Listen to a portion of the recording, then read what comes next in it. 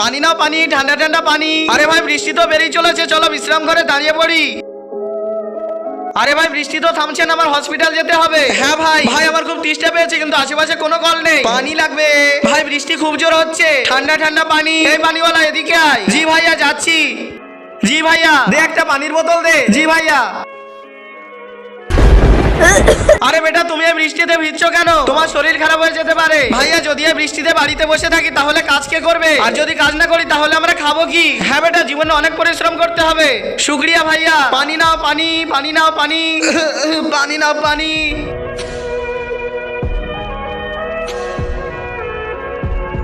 আরে বেটা তুই এসে গেছিস নাকি? হ্যাঁ মা আমি এসে গেছি। বেটা বৃষ্টি হচ্ছে, তুই ভিজিসনি তো? না মা আমি ভিজিনি, আমি বিশ্রাম করে দাঁড়িয়েছিলাম। হ্যাঁ একদম ভিজবি না, নইলে তোর শরীর খারাপ করবে। বন্ধু তুমি যদি মেয়ে হও ভিডিওতে লাইক করো, আর তুমি যদি ছেলে হও চ্যানেলটি সাবস্ক্রাইব করো এবং কমেন্টে লিখে যাও তুমি ছেলে নাকি মেয়ে। তাড়াতাড়ি জামা কাপড় চেঞ্জ করে নিতে হবে, নইলে মা যদি দেখে ফেলে খুব কষ্ট পাবে আর আমাকে বকবে।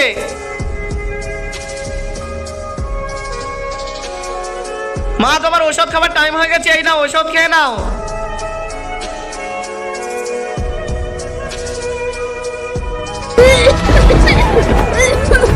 বন্ধুরা গরিব ঘরের ছেলেরা জানে বাস্তবতা কতটা কঠিন। যাদেরকে ঝড় বৃষ্টি তুফান কোনো কিছু তাদেরকে কাজ থেকে আটকে রাখতে পারে না।